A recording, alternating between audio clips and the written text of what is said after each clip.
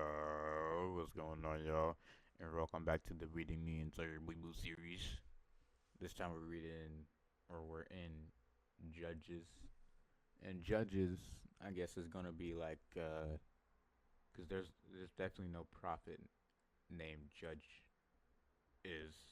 So I guess it's gonna be like the people or the nations that Israel judged, or the nations that judged Israel. I don't know, but let's see. Jerusalem is captured. Okay, well, it's gonna be the nations that judged Israel and humiliated them. Now it came about after the death of Joshua that the descendants of Israel, Jacob, asked the Lord, "Who shall go up first for us against the Canaanites to fight against them?" And the Lord said, "Judah shall go up first. Behold, I have given a land into his hand." Or that says Judah. And the tribe of the sons of Judah said to the tribe of the sons of Simeon, his brother, come up with me into my allotted territory, so that we may fight against the Canaanites. And I likewise will go with you in your allotted territory. So Simeon went with him. Then Judah went up, and the Lord gave the Canaanites and the Perizzites into their hand, and they struck down and defeat 10,000 men at Bezek. Then they found Adonai Bezek and I think that's Bezek actually. It's not Bezek. And Bezek and fought against them, and they struck down and defeat the Canaanites and the Perizzites.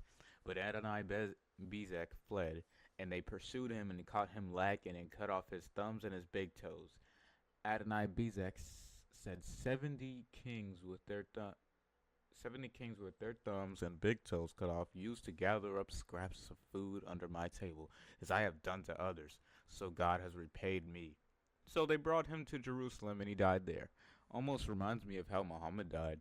You know, I think it was, I think it was something like it's a verse in the Quran where it's like, if you make up anything in this book, your aorta is basically a very painful death. Then Muhammad's like, it feels like my aorta is being cut out. Yeah, very very poetic justice by our Lord and Savior, Jesus Christ. Then the sons of Judah fought against or Jebusite, Jerusalem, and captured it and struck it with the edge of the sword and set the city on fire. Dang! Afterward, the sons of Judah went down to fight against the Canaanites who lived in the hill country, in the Negev, south country, and in the lowland. So Judah went against the Canaanites who lived in Hebron. The name of Hebron formerly was Kiriath Arba, and they defeated Sheshai and Ahiman and Talmai, capture of other cities. From there, the tribe of Judah went against the inhabitants of. All right, my mic cut out, but a lot happened, but it don't matter. Judah went against the inhabitants of Debir. The name of Debir formerly was Kiriath Sefer, city of books and scribes. And Caleb said, "Whoever attacks Kiriath Sefer and captures it, I will even give him my daughter Akshah as a wife." Othniel, the son of Kenaz, Caleb's younger brother, captured it, so he gave him his daughter Akshah as a wife. When she came to Othniel, she persuaded him to allow her to ask her father Caleb for a field. Then she rode up to Caleb and dismounted from her donkey, and Caleb said to her, "What do you want?" Probably not like that. It was probably like, "What do you want?" Even then, that's kind of rude. She said to him, "Give me a blessing, since you have given me the land of the Negev, south country. Give me springs of water too." So Caleb gave her the upper springs and the lower springs. The sons of Jethro, the Kenite, Moses' father-in-law, went up from the city of Palms, Jericho, with the sons of Judah to the wilderness of Judah, which is in the Negev, south country, near and Arad. And they went and lived with the people. Then the warriors of the tribe of Judah went with the warriors of the tribe of Simeon, his brother, and they struck the Canaanites living in Zephad and utterly destroyed it. So the country was called Horba, destruction. Also, the warriors of Judah captured Gaza with its territory, and Ashkelon with its territory, and Ekron with its territory. The Lord was with Judah, and the tribe of Judah took possession of the hill country, but they could not dispossess and drive out those inhabiting the valley because they had iron chariots. Then they gave Hebron to Caleb, and as Moses had said, and he drove out from there the 3 sons of Anak. But the sons of Benjamin did not drive out the Jebusite who inhabited Jerusalem. So the Jebusites have lived with the sons of Benjamin in Jerusalem to this day. The house of Joseph also went up against Bethel, and the Lord was with them. The house of Joseph spied out Bethel. Now the name of the city was formerly Luz.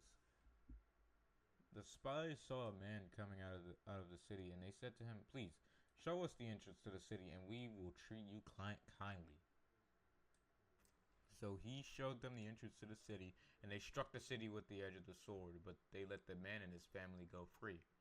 This man went into the land of the Hittites and built a city and named it Luz, which is its name to this day.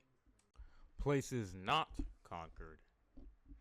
But the tribe of Manasseh did not take possession of Beth Shean and its villages, or Tanakh and its villages, or the inhabitants of Dor and its villages, or the inhabitants of Ibleam and its villages, or the inhabitants of Megiddo and its villages.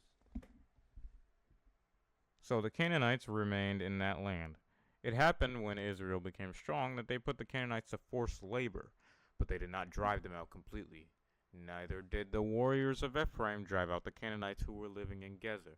So the Canaanites lived in Gezer among them. The warriors of the tribe of Zebulun did not drive out the inhabitants of Kitron or of Nahalol. So the Canaanites lived among them and were put to forced labor. The warriors of the tribe of Asher did not drive out the inhabitants of Akko, or the inhabitants of Sidon, or of Ahlab, or of Akzib, or of Helba, or of Afik, or of Rehob.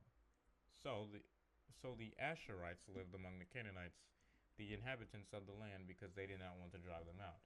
Neither did the warriors of Naphtali drive out the inhabitants of Beth Shemesh, or the inhabitants of Beth Anath, but they lived among the Canaanites. The inhabitants of the land and the inhabitants of Beth Shemesh and of Beth Anath became forced labor for them. That does not say that. Then the Amorites forced the sons of Dan back into the hill country, for they would not allow them to come down into the valley. Yet the Amorites persisted in living on Mount Heres, the mountain of the sun, in Ajan Lon and in Shalambim. But when the power of the house descendants of Joseph became strong and prevailed, they became forced labor. The border of the Amorites ran from the ascent of Akrabim, from Selah rock and upward. Israel rebuked. Now the angel of the Lord came up from Gilgal to Bochim, and he said, "I brought you from the land of Egypt and led you to the land which I swore to give you to your fathers. And I said, I will never break my covenant with you. And as for you, you shall not make a covenant with the inhabitants of this land. You shall tear down their altars. That you have not obeyed me. What is this that you have done?" So I also said, "I will not drive out your enemies before you, but they will be like thorns in your sides, and their gods will be a snare to you." When the angel of the Lord had spoken these words to all the Israelites, the people raised their voices and wept. So they named that place Bochim, weepers, and there they offered sacrifices to the Lord in desperation.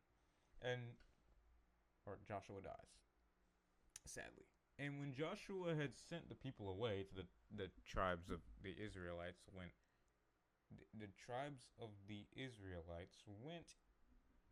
each to his inheritance to take possession of the land. The people served the Lord all the days of Joshua and all the days of the others who outlived Joshua, who had seen all the great work of the Lord which he had done for Israel. Then Joshua the son of Nun, the servant of the Lord, died at the age of 110, and they buried him in the territory of his inheritance in Timnath Heres, in the hill country of Ephraim, north of Mount Gash, not Ganash. Also, all the people of that generation were gathered to their fathers in death, and another generation arose after them who did not know, recognize, understand the Lord, nor even the work which he had done for Israel. Israel serves Baals. Then the Israelites did evil things in the sight of the Lord, and worshipped and served the Baals, the other gods. And they abandoned the Lord, the God of their fathers, who brought them from the land of Egypt. They followed other gods from the gods of the peoples who were around them, and they bowed down to them and offered and provoked the Lord to anger. So they abandoned the Lord and served Baal, the pagan god of the Canaanites, and the Ashtaroth.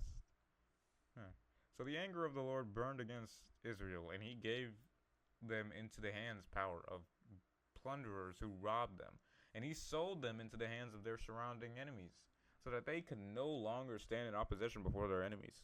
Wherever they went, the hand of the Lord was against them, for evil misfortune, as the Lord had spoken, and as the Lord had sworn to them, so that they were severely distressed.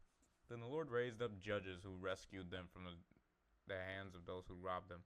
Yet they did not listen to their judges, for they played the prostitute after the gods, and they bowed down to them. They quickly turned aside from the way in which their fathers had walked in obeying the commandments of the Lord. They did not do as their fathers. When the Lord raised up judges for them, he was with the judge, and he rescued them from the hand of their enemies all the days of the judge. For the Lord was moved to pity by their groaning because of those who oppressed and afflicted them. But when the judge died, they turned back and behaved more corruptly than their fathers in following and serving other gods and bowing down to them. They did not abandon their practices or their stubborn ways. So the anger of the Lord burned against Israel, and he said, because this nation has transgressed, violated my covenant, binding agreement, which I commanded their fathers, and has not listened to my voice, I also will no longer drive out them and drive out before them any of the nations which Joshua left to be conquered when he died, in order to test the loyalty of Israel by them, whether Israel will keep the way of the Lord to walk in it, as their fathers did, or not. So the Lord allowed those nations to remain, not driving them out at once, and he did not give them into the hand of Joshua. Idolatry leads to servitude. Now these are the nations which the Lord left in order to test Israel by them. That is all the people of Israel who had not previously experienced any of the wars in Canaan, only in order that the generation of the sons of Israel might be taught war, at least those who had not experienced it previously. The remaining nations are the 5 lords, governors of the Philistines, all the Canaanites, the Sidonites, and the Hivites who lived in the Mount Lebanon, from Mount Baal Hermon to the entrance of Hamath. They were allowed to remain for the testing of Israel, to determine whether Israel would listen to and obey the commandments of the Lord, which he had commanded their fathers, ancestors, through Moses. All the Israelites lived among the Canaanites, Hittites, Amorites, Perizzites, Hivites, and Jebusites. And they took their daughters for themselves as wives, and gave their own daughters to their sons, and served their pagan gods. And the Israelites did evil in the sight of the Lord, and they forgot their God, and served the Baal's gods, and the Asheroth. So the anger of the Lord was kindled against Israel, and he sold them into the hand of Cushan Rishathaim, king of Mesopotamia. And the Israelites served Cushan Rishathaim 8 years. The first judge rescues Israel. Oh, so the judges are like, they're like the white knights. Knights in shining armor, okay. But when the Israelites cried out to the Lord for help, the Lord raised up a man to rescue the people of Israel. Othniel, the son of Kenaz, Caleb's younger brother. The Spirit of the Lord came upon him, and he judged Israel. He went out to war, and the Lord gave Cushan Rishathaim, king of Mesopotamia, into his hand, and he prevailed over Cushan Rishathaim. Thank you, Jesus. I did not want to keep reading that name. and the land was at rest from oppression for 40 years. Then Othniel, the son of Kenaz, died. Dang, he did what he had to do, and he was like, all right, y'all got it. Now the Israelites again did evil in the sight of facepalm, and in the sight of the Lord, and the Lord was strengthened Eglon, king of Moab, against Israel, since they had done what was evil in the sight of the Lord. And Eglon gathered to him the sons of Ammon and Abimelech, and went and struck down Israel in defeat, and they took possession of the city of palm trees, Jericho. And the Israelites served Eglon, king of Moab, 18 years. Dang, that's worse than last time, ain't it? Ehud rescues Israel from Moab. But when the Israelites cried out to the Lord for help, the Lord raised up a man to rescue them, Ehud, the son of Gera, a Benjamite, a left-handed man. And the Israelites sent a gift of tribute by him to Eglon, king of Moab. Now Ehud made for himself a sword a cubit long, which had 2 edges, and he bound it on his right thigh under his robe. And he brought the tribute to Eglon, king of Moab. Now Eglon was a very... Why'd they put that? Why? You could have used another word. You used the word fat. Now Eglon was a very fat man. And when Ehud had finished presenting the tribute, he sent away the people who had carried it. But Ehud himself turned back from the sculptured stones at Gilgal, and he returned to Eglon and said to him, I have a secret message for you, O king. Eglon said, keep silence. And all who attended him left him. Ehud came to him, and as he was sitting alone in his private, cool upper chamber, and Ehud said, I have a message from God for you. And the king got up from his seat. Then Ehud reached out with his left hand and took the sword from his right thigh and plunged it into Eglon's belly. I feel like it would have been faster if you just stabbed him in the neck. But I guess he didn't have a neck, right? And the hilt also went in after the blade, and the fat closed over the blade, because Ehud did not draw the sword out of his belly, and their fuse came out. Then Ehud went out into the vestibule and shut the doors of the upper chamber behind him and locked them. When Ehud departed, Eglon's servants came, and when they saw that the doors of the upper room were locked, they said, he is only relieving himself in the cool room. What does that mean? But, hold on. Wait a minute, guys. What did that say? K. What?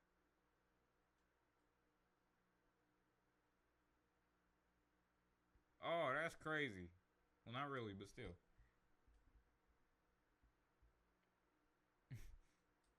That makes sense. That makes sense.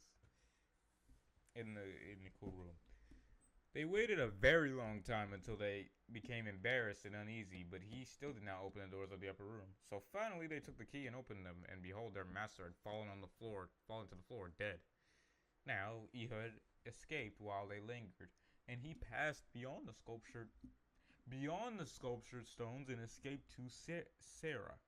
When he had arrived, he blew a trumpet in the hill country of Ephraim, and the sons of Israel went down with him from the hill country, and he was in front of them.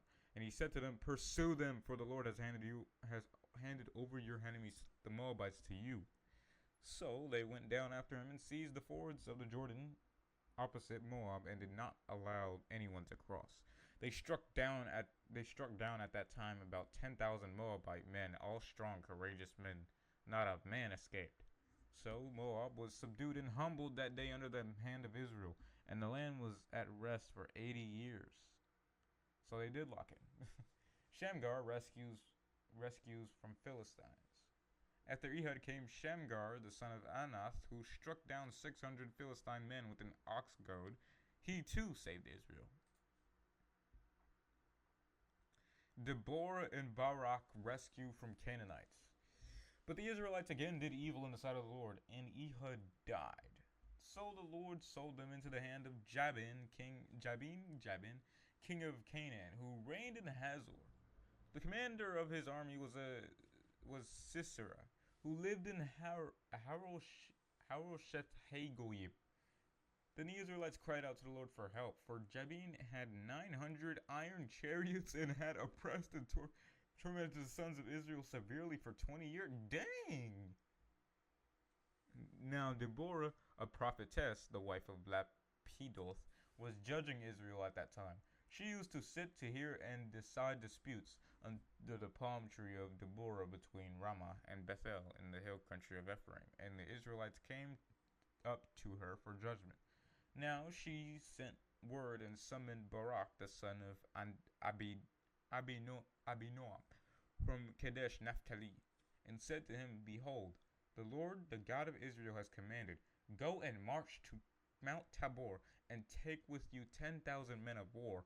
For the tribes of Naphtali and Zebulun, I will draw out Sisera, the commander of Jabin's army, with his chariots and his infantry to meet you at the river Kishon, and I will hand him over to you. Then Barak said to her, If you go with me, then I will go, but if you would not go with me, I will not go. She said, I will certainly go with you, nevertheless. The journey that you are about to take will not be for your honor and glory, because the Lord will sell Sisera into the hand of a woman. Then Deborah got up and went with Barak to Kadesh, and Barak summoned the fighting men of the tribes of Zebulun and Naphtali to Kadesh, and 10,000 men went up under his command. Deborah also went up with him.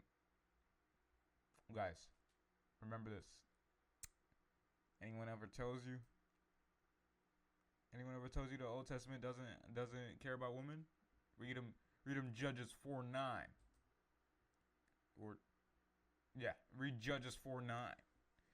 Now Heber the Kenite had separated himself from the Kenites, from the sons of Hobab, the father-in-law of Moses, and had pitched his tent as far away as the terebinth tree in Zananim, which is near Kadesh. When someone told Sisera that Barak, the son of Abinoam, had gone up to Mount Tabor, Sisera called together all his chariots, 900 iron chariots, yikes, and all the people who were with him, from Harosheth Hagoyim to the river Kishon. Deborah said to Barak, Arise, for this day when the Lord has given Sisera into your land. Has the Lord not gone out before you? So Barak went down from Mount Tabor with 10,000 men following him. And the Lord routed Sisera and all his chariots and confused all his army with the edge of the sword before Barak. And Sisera dismounted from his chariots and flew away on foot. What? Bro, that's like having 1,000 nukes. You don't even need to have skill. You can just start shooting. What?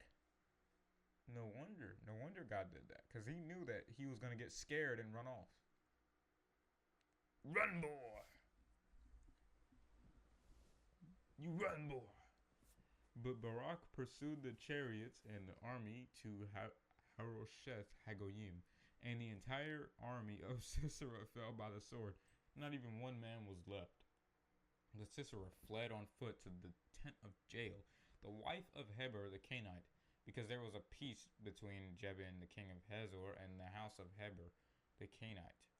Jael went out to meet Sisera and said to him, Turn aside, my lord, turn aside to me, have no fear.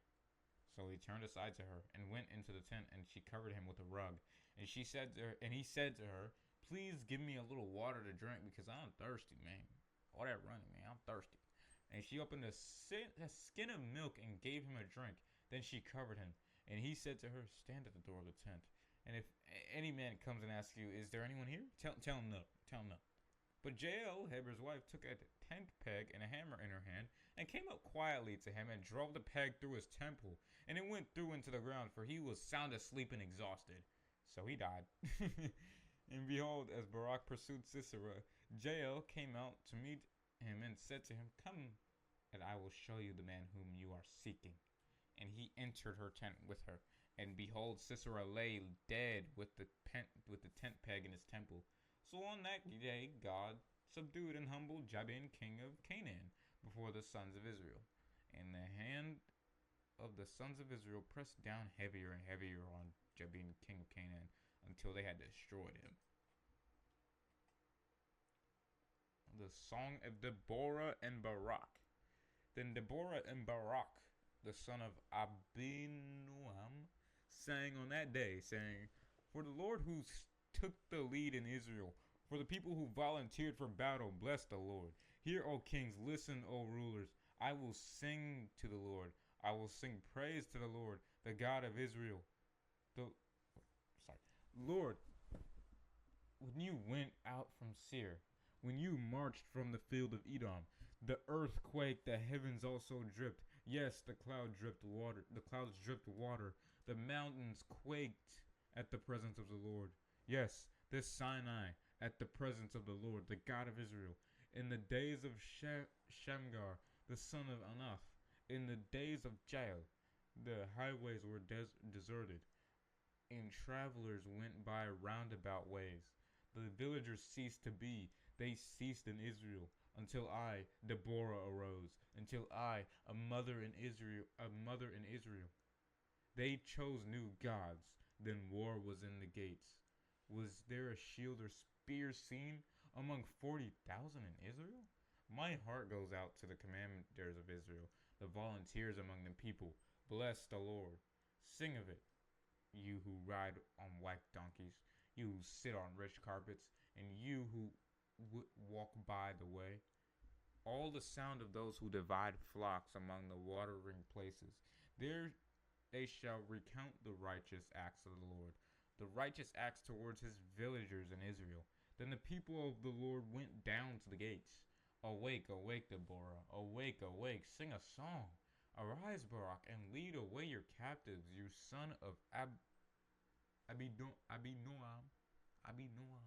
Then down marched the survivors to the nobles. The people of the Lord marched down for me against the mighty.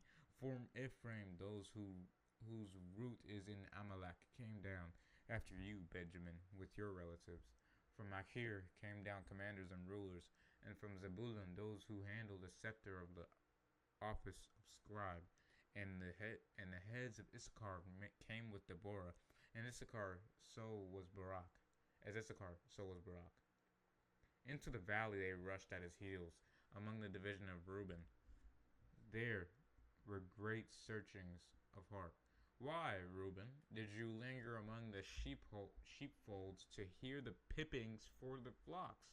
Among the division of Reuben there were great searchings of heart.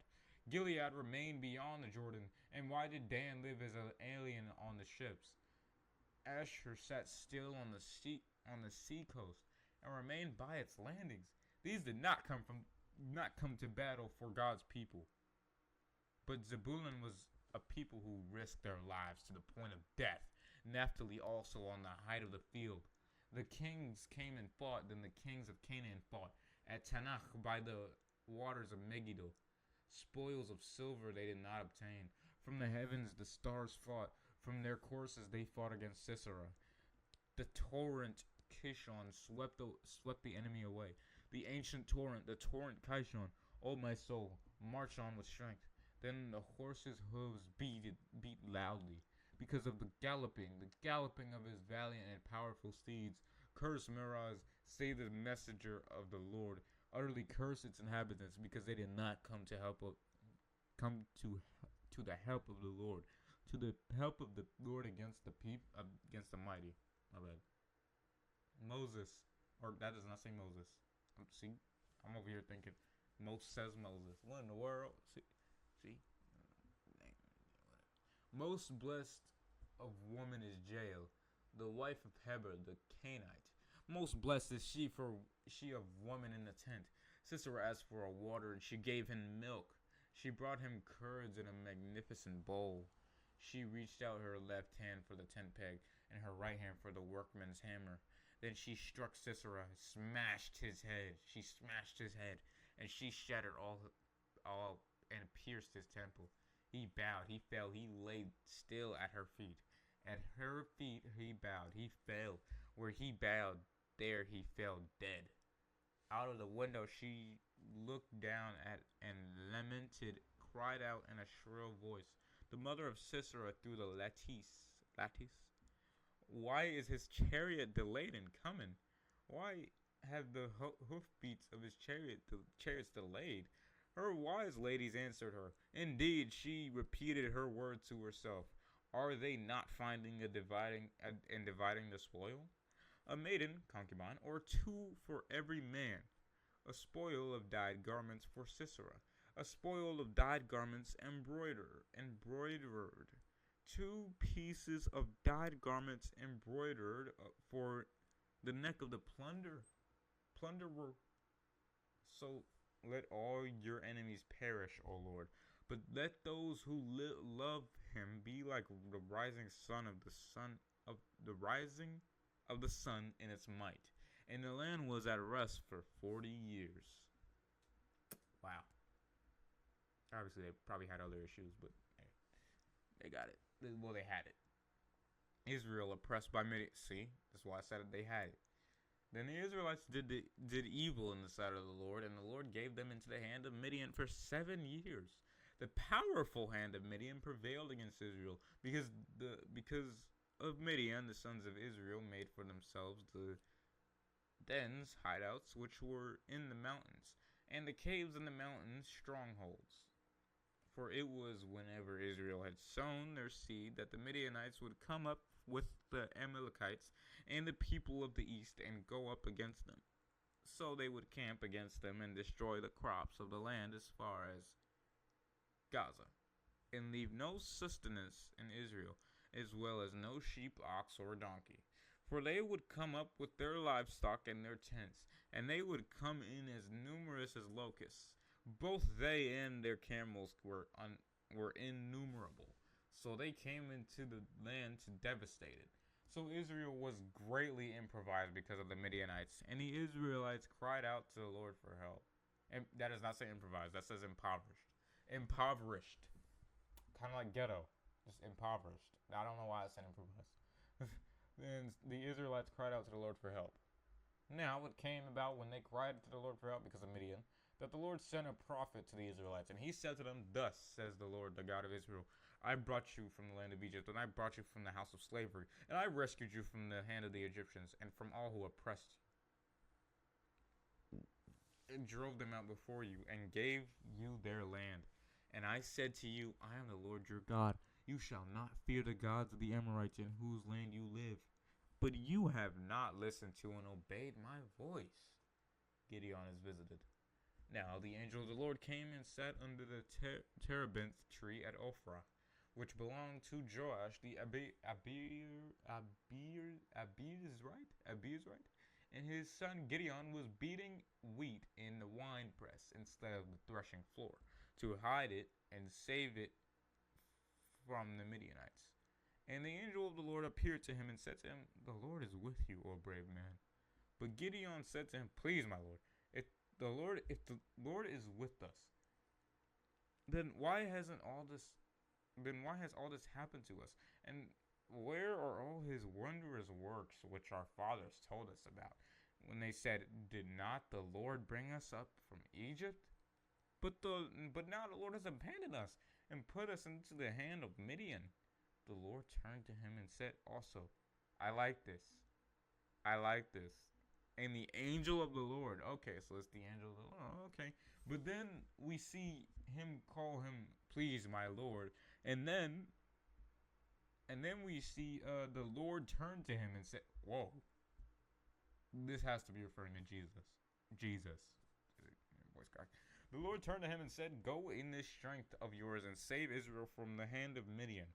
Have I not sent you? But Gideon said to him, Please, Lord, how am I to rescue Israel?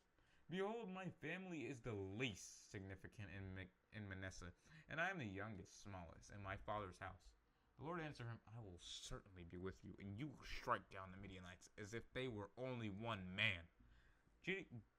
Gideon replied to him, If I have found any favor in your sight, then show me a sign that it is you who speaks with me. Please do not depart from me until I come back to you, and bring my offering and place it before you. And he said, I will wait until you return. Then Gideon went. I'm calling him Gideon still. Then Gideon went and prepared a young goat and unleavened bread for ephah of flour. The meat he put in a basket, and the broth in a pot, and he put the food to him under the oak terebinth, and presented it. The angel of God said to him, "Take the meat and unleavened bread, and lay them on this rock, and pour out the broth over them." And he did so. Then the angel of the Lord put, I might as well call him the Lord, right? Then the Lord put out the end of the staff that was in his hand, and touched the meat and the unleavened bread. And fire flared up from the rock and consumed the meat and the unleavened bread. Then the Lord vanished from his sight. When Gideon realized without any doubt that he was the Lord, he declared, "Oh no, Lord God, for now I have seen the Lord face to face, and I am doomed." The Lord said to him, "Peace to you. Do not be afraid. You shall not die." And Gideon built an altar there to the Lord and named it "The Lord is Peace." To this day, this is still in Ophrah of the Abizrites. Now, on that same night, the Lord said to Gideon, "Take your father's bull, the second bull, 7 years old, and tear down the altar of Baal that belongs to your father, and cut down the Asherah that is beside it, and build an altar to the Lord your God on top of this mountain, stronghold with stones laid down, in an orderly way. Then take the second bull and offer a burnt sacrifice using the wood of the Asherah which you shall cut down."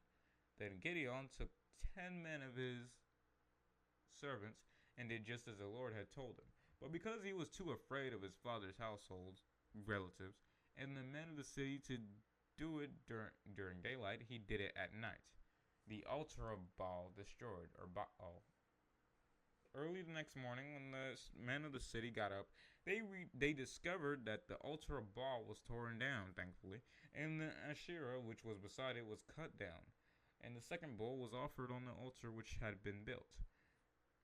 So they said to one another, "Who has done this thing?" When they searched about and inquired, they were told, "Gideon, the son of Joash." How'd they know? Then the men of the city said to Joash, "Bring out your son so that he may be executed, because he has torn down the altar of Baal and cut down the Asherah which was beside it." But Joash said to all who stood against him, "Will you plead for Baal? Will you save him? Whoever pleads for Baal shall be put to death while it is still morning. If Baal is a god, let him defend himself, because someone has torn down his altar."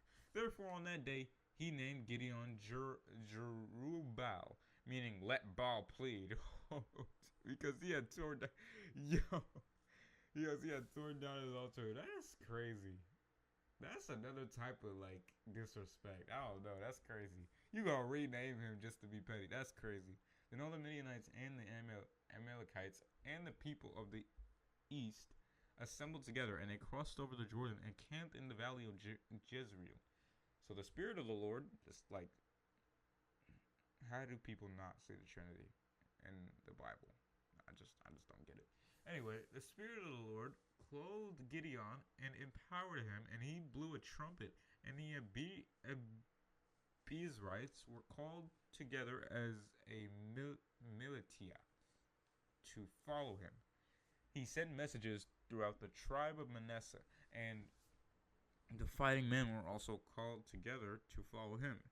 And he sent messengers to the tribes of Asher, Zebulun, and Naphtali, and they came up to meet them. Sign of the fleece. Then Gideon said to God, "If you are going to rescue Israel through me, as you have spoken, behold, I will put a fleece of freshly sheared wool on the threshing floor.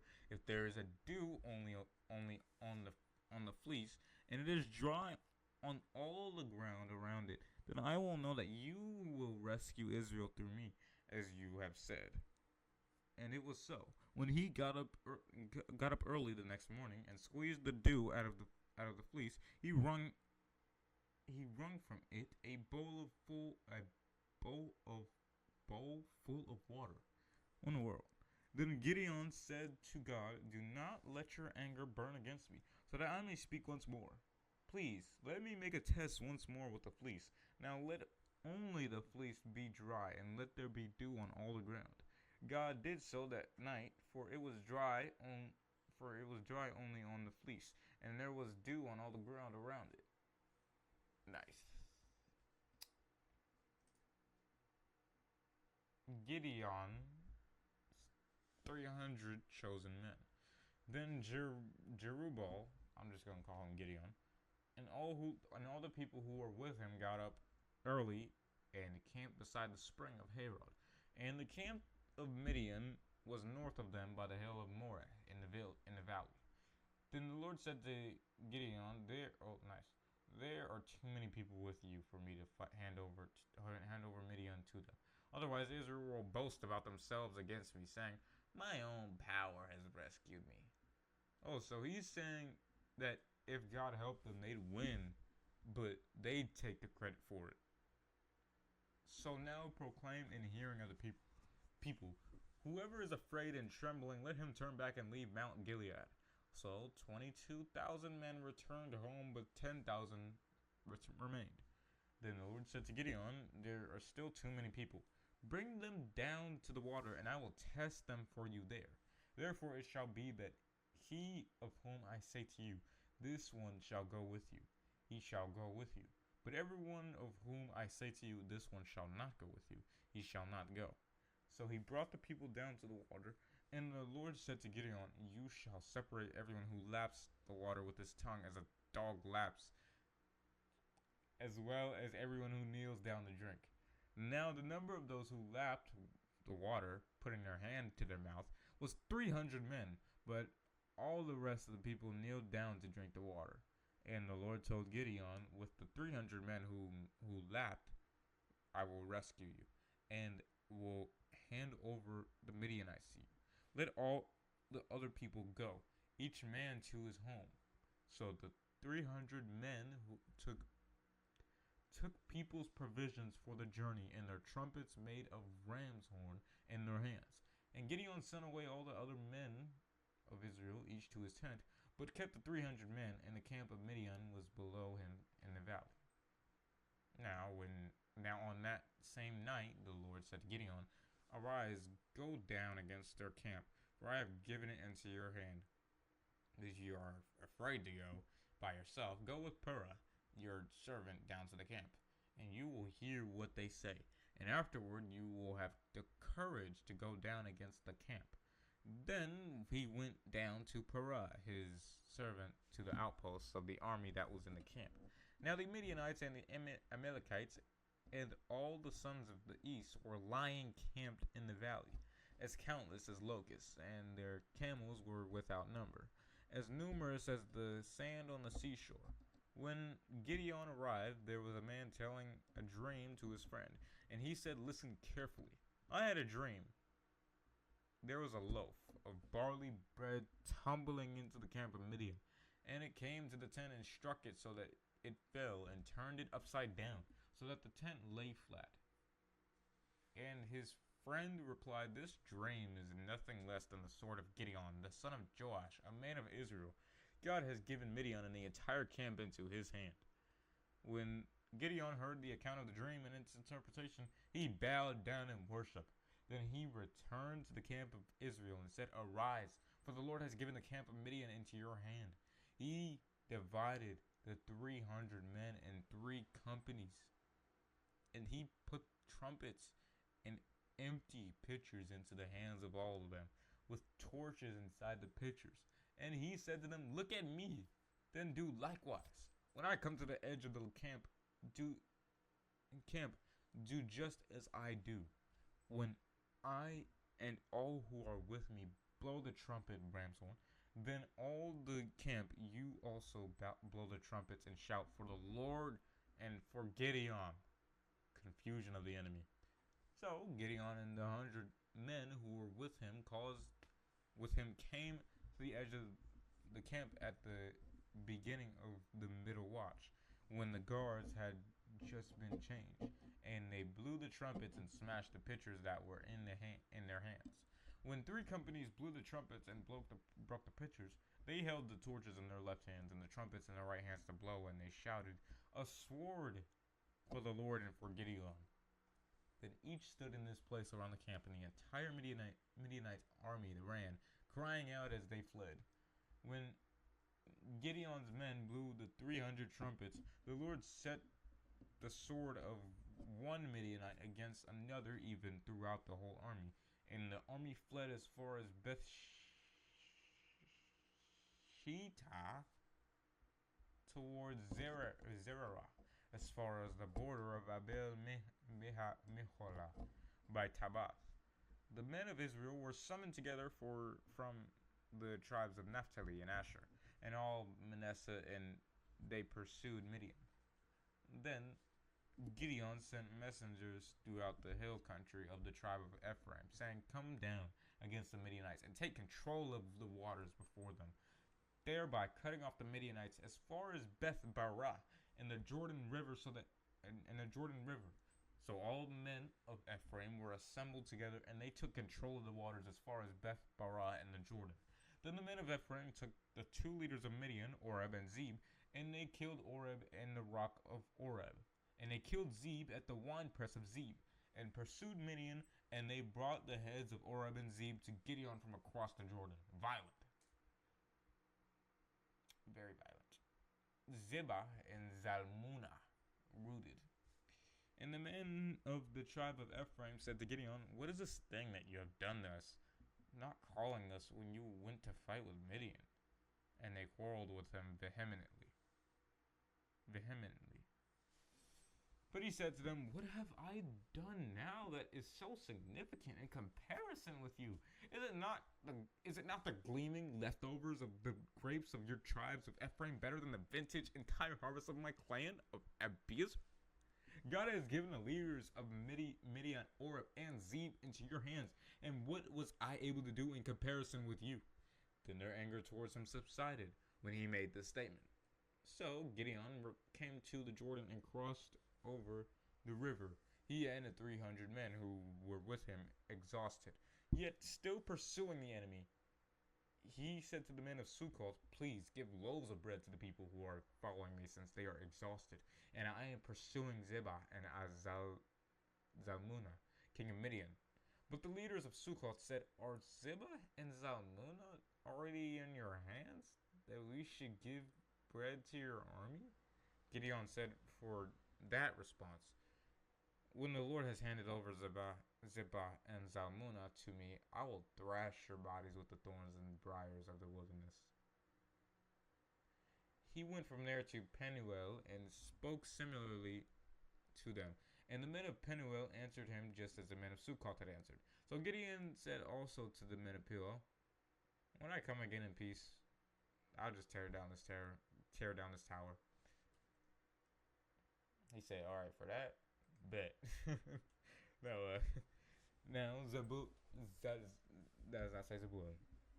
Zebah and Zalmunna were in Kakarot with their armies, about 15,000 fighting men. That says Karkar, but I just want to say Kakarot. About 15,000 fighting men, all who were left in the entire army of the sons of East, for 120,000 swordsmen had fallen. Gideon went up by the route of those who lived in the tents to the east of Nobah and Jokbeha, and he attacked their camp when the camp was unsuspecting. When Zebah and Zalmunna fled, he pursued them and captured the two kings of Midian, Zebah and Zalmunna, and terrified the entire army. Then Gideon, the son of Joash, returned from the battle by the ascent of Heres. He captured a young man of Sukkoth and questioned him. And the youth wrote down for him the names of the leaders of Sukkoth and its elders, 77 men. He came to the men of Sukkoth and said, "Look here, Zebah and Zalmunna, about whom you taunted me, saying, 'Are Zebah and Zalmunna now in your hand, that we should give bread to your men who are exhausted?' He took the elders of the city and thorns of the wilderness and briars, and with them he punished the men of Sukkoth. He tore down the tower of Penuel and killed the men of the city." Then Gideon said to Zebah and Zalmunna, "What kind of men were they whom you killed at Tabor?" And they replied, "They were like you, Each one of them resembled the son of a king. He said, "They were my brothers, the sons of my mother. As the Lord lives, if only you have let them live, I would not I would not murder you. I would not decimate you. So to humiliate them, Gideon said to Jephthah his firstborn, stand up and kill him. But the youth did not draw his sword because he was afraid, for he was still just a boy. Then Zebah and Zalmunna said, rise up yourself and strike us, for as the man is, so his strength. So Gideon arose and sliced off Zebah and Zalmunna's heads and took the crescent amulets that were on their camels' necks. Hey, you should have just kept going. They weren't going to do anything about it. The boy wasn't going to do anything. Gideon, I'm gonna question him about that. You know what? When I see him in heaven, I'm gonna question him about that. I'm gonna be like, bro, what you doing? You could have been. No, that's messed up.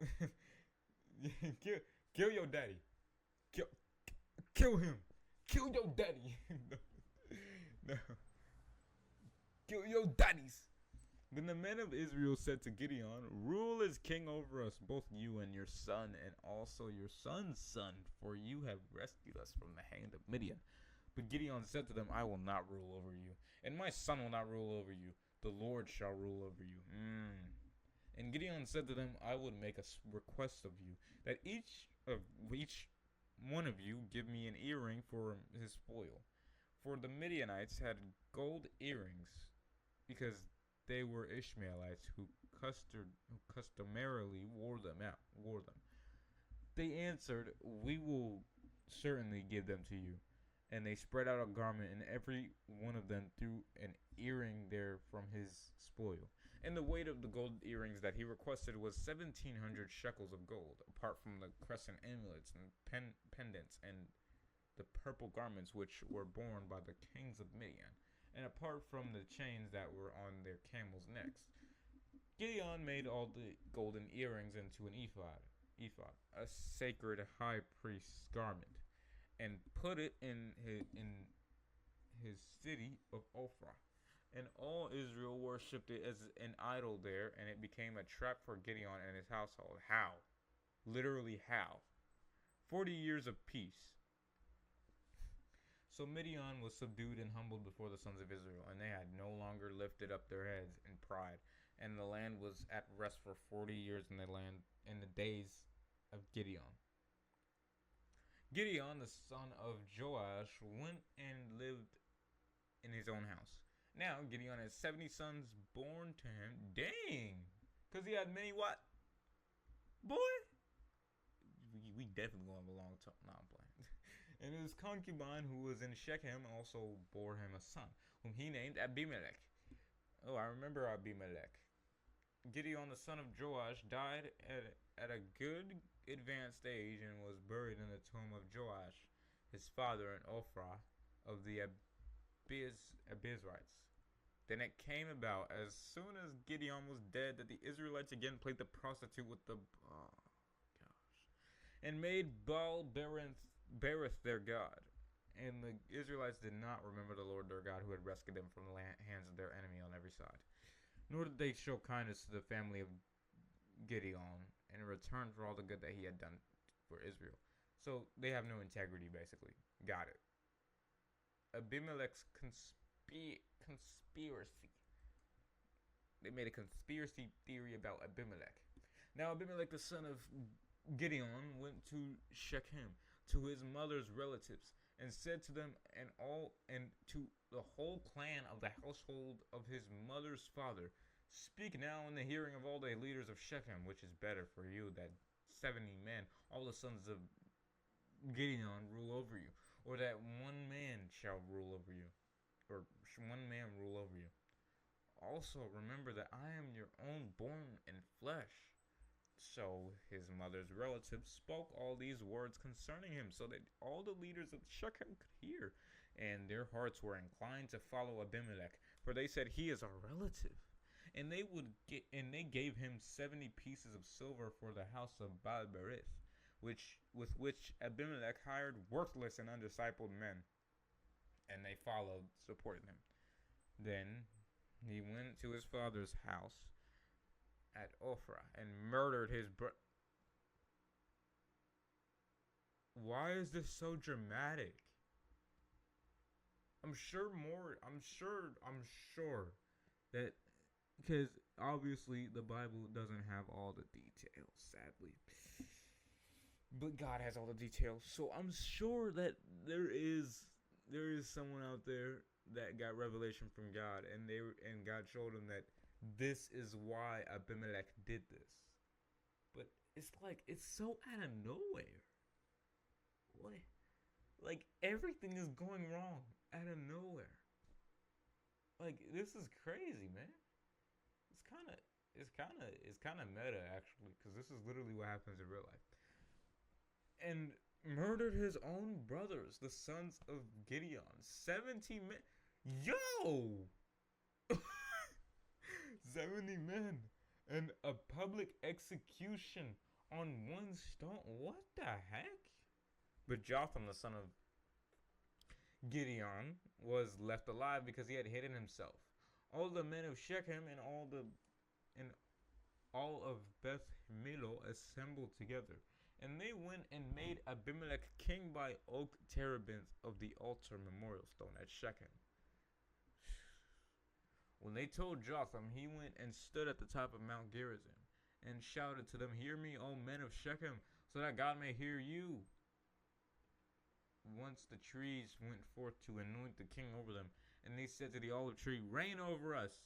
But the olive tree said to them, "Should I give up my fatness by which God and men are honored, and go to wave over the trees?"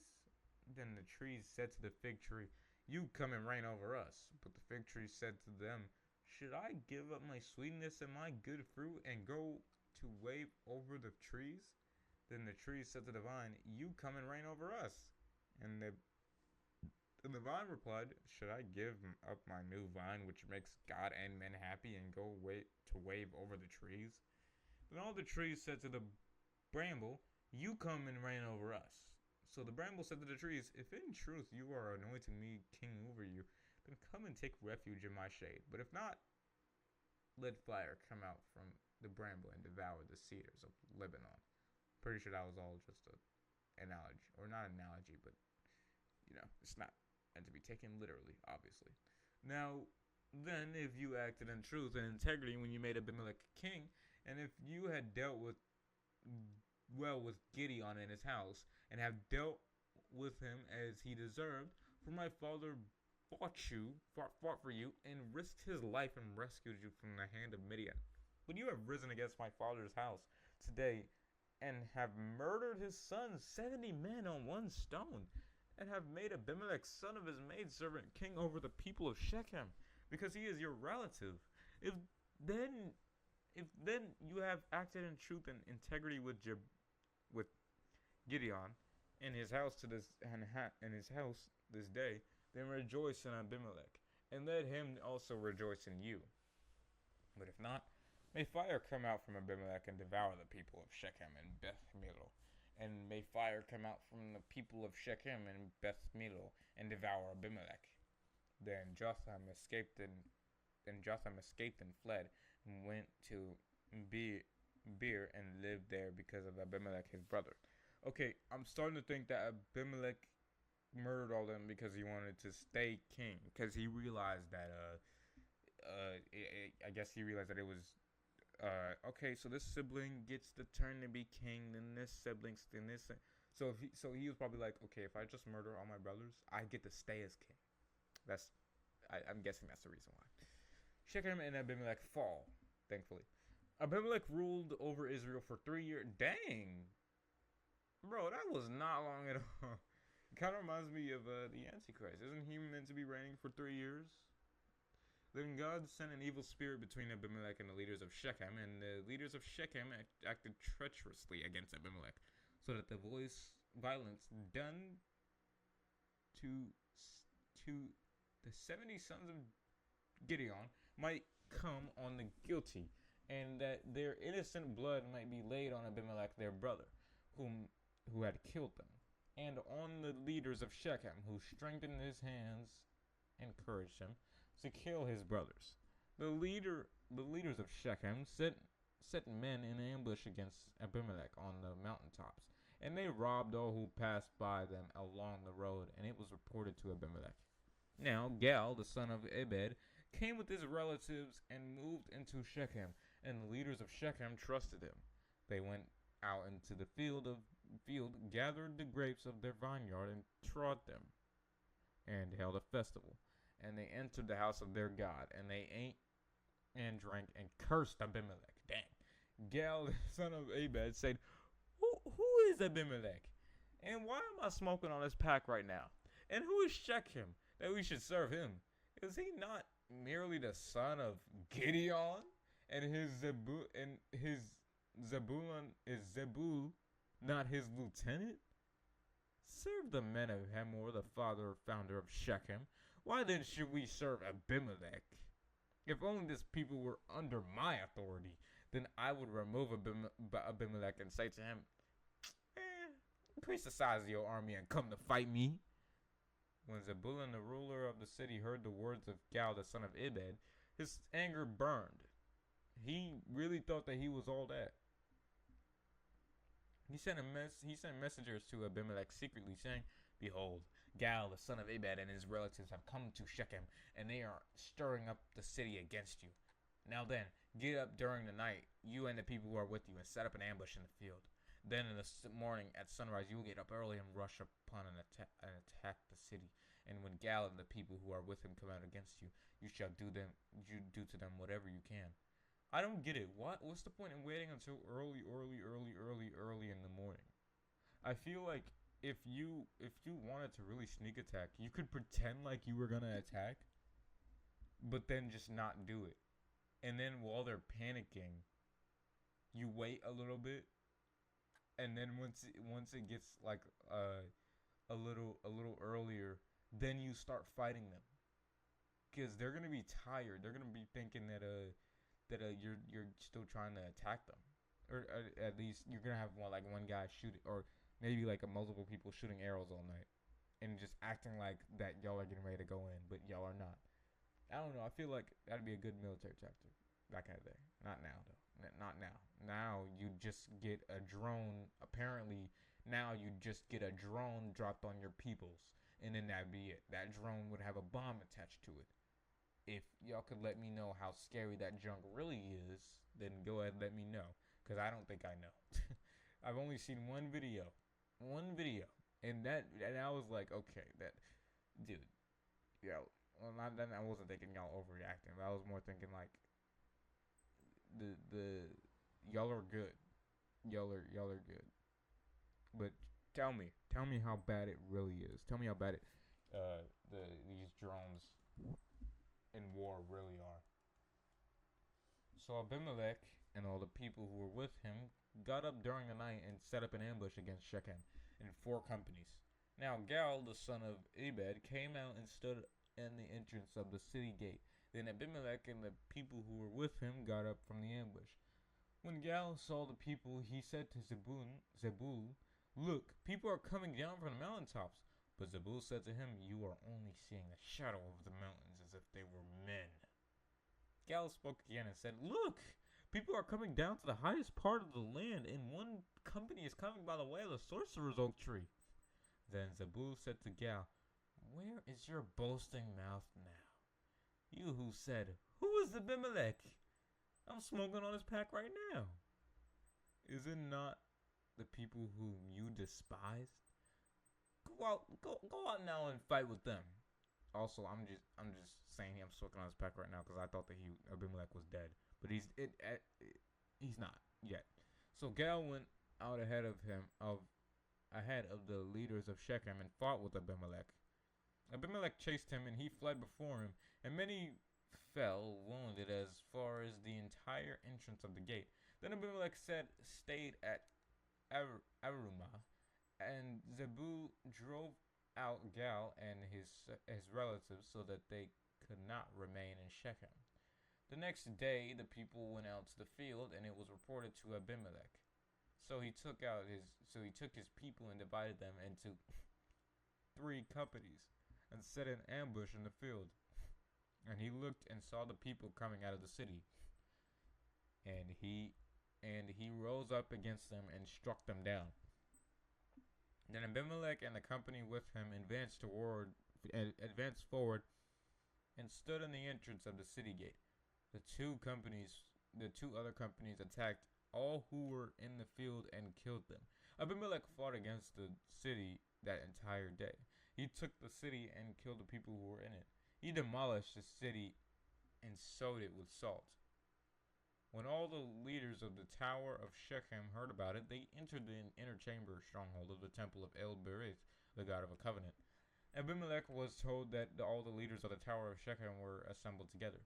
So Abimelech went up to the mount of Zalmon, and he and all the people with him, and Abimelech took an axe in his hand and cut down a branch from the trees, picked it up, and laid it on his shoulder. And he said to the people with him, "What have you seen me do? Hurry and do just as I have done." So every one of the people also cut down his branch and followed Abimelech. And they put the branches on top of the inner chamber and set it on fire over those inside, so that all the people in the Tower of Shechem also died, about 1,000 men and women. Whoa, that's the first time in the Bible I think we've seen. I think this is going to be the first time we've seen someone die via gas chamber. That's freaking crazy. They were literally put in a furnace. What the heck? Oh, dang. Then Abimelech went to Thebez and camped against Thebez and took it. But there was a strong fortified tower in the center of the city, and all the men and women with all the leaders of the city fled to it and shut themselves in, and they went up on the roof of the tower. What are y'all doing? Run away! Why are y'all camping? Oh my gosh. So Abimelech came to the tower and fought against it and approached the entrance of the tower to burn it down with fire. But a certain woman threw an upper millstone down on Abimelech's head and crushed his skull. That's how he died? Wow. Then he called quickly to the young man who was his armor bearer and said to him, "Draw your sword and kill me, so that it will not be said of me, a woman killed him." So the young man pierced him through and he died. Bro, is it that serious? When the men of Israel saw that Abimelech was dead, each departed to his home. In this way, God repaid the wickedness of Abimelech, who he had done to his father Gideon by killing his 70 brothers. Also, God repaid all the wickedness of the men of Shechem on their heads, and the curse of Jotham, the son of Gideon, came upon them. So, here we see, at the end of Judges chapter 9, we see that God was most definitely not in support of Abimelech literally putting, who was it? Who did he put in furnaces? Who I think it was the people of Gal, right? It was the people of Gal. He literally put them in furnaces. And no, it was the leaders of the Tower of Shechem. They all hid. I don't know if they were making up an ambush or something. I don't know. Most definitely not. They must have been hiding. No, wait. Was it Thebez? I think it was Thebez. Yeah, but still, no, that wasn't Thebez. I was right. But no, that's freaking crazy. He really put them in a furnace. So thankfully, he got what he deserved. Now, the Old Testament does not. I don't think it tells us at all what's happening in Sheol. So whether he went to Abraham's bosom or not, I don't think he went to Abraham's bosom. But I will say that was wild. I think that was the most eventful book that we've read so far. Yeah, that was freaking crazy. Bro was the original. Bro was the original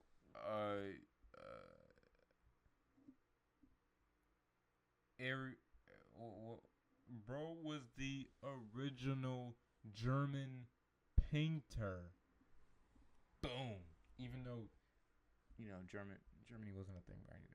Anyway, oppression of Philistines and Ammonites. After Abimelech died, Tola the son of Puah, the son of Dodo, a man of Issachar, arose to save Israel, and he lived in Shamir, in the hill country of Ephraim. Tola judged Israel for 23 years, then he died and was buried in Shamir. After him, Jair, the Gileadite, arose, and he judged Israel for 22 years. He had 30 sons who rode on 30 donkeys, and they had 30 towns in the land of Gilead that are called Havoth Jair, towns of Jair to this day. And Jair died and was buried in Camon. And the Israelites again did what was evil in the sight of the Lord. Somehow, they served the Baals, the Ashtaroth, female deities. Too many people do that nowadays. That's all I'm gonna say. Too many people do that, and the crazy thing about female deities is it doesn't even have to do with deities. It just has to do with people being horny. I'm gonna just leave it at that. The gods of Aram, Syria, the gods of Sidon, the gods of Moab, the gods of the Ammonites, and the gods of the Philistines. They abandoned the Lord and did not serve him, and basically became Hindus. So the anger of the Lord was kindled against Israel, and he sold them into the hands of the Philistines and the Ammonites, and they oppressed and crushed Israel that year. For 18 years, they oppressed all the Israelites who were beyond the Jordan in the land of the Amorites, which is in Gilead. The Ammonites crushed the Jordan to fight against Judah, Benjamin, and the house of Ephraim, so that Israel was greatly distressed. Then the Israelites cried out to the Lord for help, saying, "We have sinned against you, Lord. We have sinned against you, because we have abandoned and rejected our God and have served the Baals, the other gods." The Lord said to the Israelites, "Did I not rescue you from the Egyptians, the Amorites, the Ammonites, and the Philistines? Also, when the Sidonians, the Amalekites, and the Maonites oppressed and crushed you, you cried out to me, and I rescued you from their hands. Yet, for the 10,000th time, you have abandoned, rejected me, and served other Baals. Therefore, I will no longer rescue you. Go, cry out to your gods you have chosen. Let them rescue you in your time of distress." The Israelites said to the Lord, Wait, we have sinned. Do to us whatever seems good to you. Only please rescue us to this day. So they removed the foreign gods from among them and served the Lord, and he could bear the misery of Israel no longer. Then the Ammonites were assembled together, and they camped in Gilead, and the sons of Israel assembled and camped at Mizpah. The people, the leaders of Gilead, Israel, said to one another, "Who is the man who will begin to fight against the Ammonites? He shall become head over all the inhabitants of Gilead." And that's it. So, we left off at Judges 10. So, yeah. We're going to be continuing from Judges 11. Maybe we should finish the entire book that day. I don't know. What do you guys think? Alright, God bless.